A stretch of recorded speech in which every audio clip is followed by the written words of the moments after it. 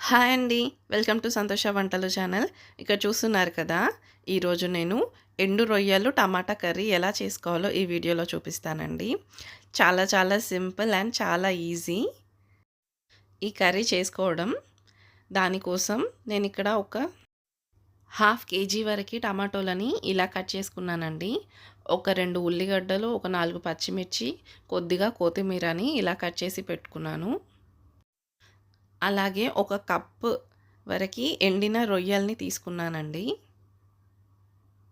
ఇక్కడ చూస్తున్నారు కదా! ఇలా ఒక చిన్న కప్పులో ఒక కప్పుడు ఎండు రొయ్యలు తీసుకున్నాను. ముందుగా మనం ఈ ఎండిన రొయ్యల్ని బాగా వాష్ చేసుకోవాలండి. ఒక 2 టైమ్స్ వరకి మంచిగా వాష్ చేసేసుకొని దాంట్లో వాటర్ వేసి పెట్టుకోవాలండి. ఇక్కడ చూస్తున్నారు కదా! ఇలా ఒక గిన్నెలోకి తీసుకొని నీట్‌గా వాష్ చేసుకొని పెట్టుకున్నాను. అలాగే ఇలా వాటర్లో కొద్దిగా నానేసి పెట్టుకున్నానండి.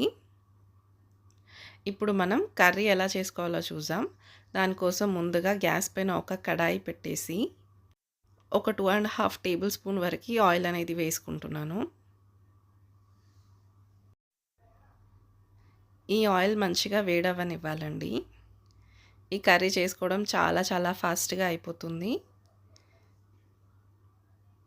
ఇలా ఆయిల్ వేడయిన తర్వాత 1 టీ స్పూన్ జీలకర్ర వేసి పచ్చిమిర్చి వేసుకోవాలండి. అలాగే ఉల్లిగడ్డలు కూడా వేసుకోవాలి. దీన్ని మంచిగా ఫ్రై చేసుకోవాలండి.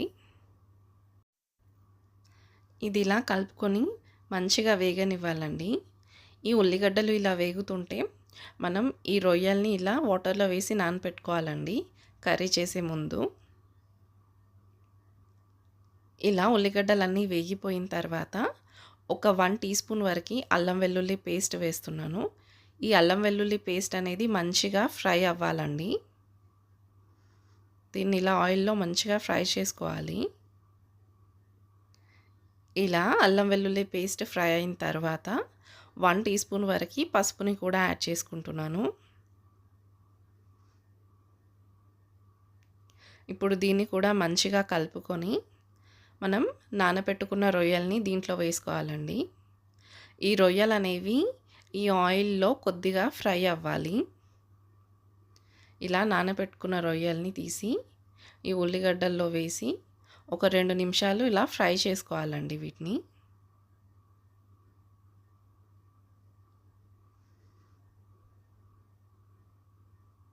ఇలా ఆయిల్‌లో రొయ్యలు ఫ్రై అయితే చాలా చాలా టేస్టీగా ఉంటుందండి.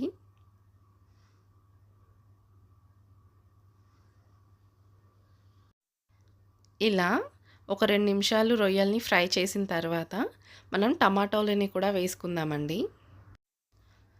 ఇలా కట్ చేసి పెట్టుకున్న టమాటోలని కూడా వేసి కొద్దిగా సాల్ట్ 1 టీ స్పూన్ వరకు సాల్ట్ అనేది మనం ఈ టమాటోలలో యాడ్ చేసుకుందాం. అలా అయితే ఈ టమాటోలన్నీ తొందరగా ఉడికిపోతాయండి. ఇలా ఒక 1 టీ స్పూన్ సాల్ట్ వేసేసి మూత పెట్టుకొని ఉడికించుకోండి.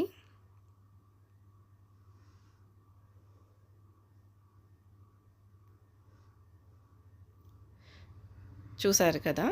ఈ టమాటోలు అనేవి తొందరగా ఉడికిపోతాయి. ఇప్పుడు ఈ టమాటోలని మంచిగా కలుపుకోవాలి. ఇలా కలుపుకుంటూ ఈ టమాటోలన్నిటిని ఫస్ట్ మంచిగా ఉడికించుకోవాలండి.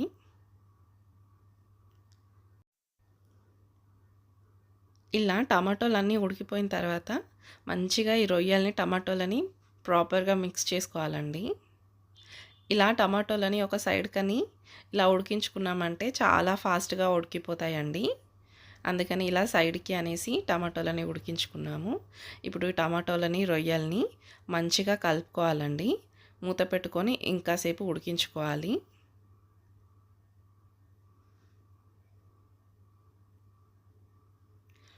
ఇలా మూత పెట్టుకొని ఇంకొక 5 నిమిషాలు ఉడికించుకున్న తర్వాత మనం కారం అనేది వేసుకుందాం. ఇక్కడ 1 టేబుల్ స్పూన్ వరకు కారం అనేది యాడ్ చేస్తున్నాను. అలాగే 1½ టీ స్పూన్ వరకు సాల్ట్ అనేది వేసుకుందాం. మనం సాల్ట్ టమాటోలో ఆల్రెడీ 1 టీ స్పూన్ యాడ్ చేసాము. ఇక్కడ ఇంకొక 1½ టీ స్పూన్ యాడ్ చేస్తున్నామండి. ఇప్పుడు దీన్ని మంచిగా కలుపుకోవాలి, కర్రీ అంతా మిక్స్ అయ్యేలాగా. ఇలా కలుపుకొని మూత పెట్టుకొని ఇంకొక 2 నిమిషాలు ఉడికించుకోవాలండి. ఈ కారం, ఉప్పు అంతా రొయ్యల్లోకి పట్టేలాగా. ఇలా ఒక 2 నిమిషాలు మూత పెట్టుకొని ఉడికించుకున్న తర్వాత మనం కొత్తిమీర యాడ్ చేసుకుందాం.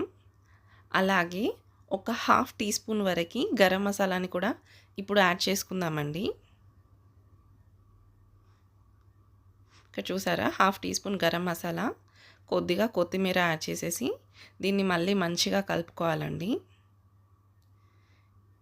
ఈ కర్రీనంతా మంచిగా కలుపుకొని ఇంకొక 2-3 నిమిషాలు మూత పెట్టేసి ఉడికించుకున్నారంటే అంతేనండి. చాలా చాలా సింపుల్ అండ్ ఈజీగా టమాటో రొయ్యల కర్రీ అనేది రెడీ అండి.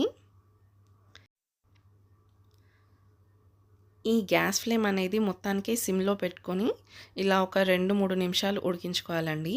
చూసారు కదా, ఇలా ఉడికిపోయిన తర్వాత ఈ టమాటో రొయ్యల కర్రీ ఎంత టేస్టీగా కనిపిస్తుందో. అంతే అండి, ఇలా చాలా సింపుల్గా ఈ కర్రీని చేసుకోవచ్చు. ఇలా చాలా సింపుల్ అండ్ ఈజీగా ఈ కర్రీని మీరు కూడా ట్రై చేయండి. ఇప్పుడు ఈ కర్రీని మనం ఒక బౌల్లోకి ట్రాన్స్ఫర్ చేసుకుందామండి. అంతే అండి, మనకి ఎంతో టేస్టీగా ఉండే ఎండు రొయ్యల టమాటా కర్రీ అనేది ready. Thank you for watching my video.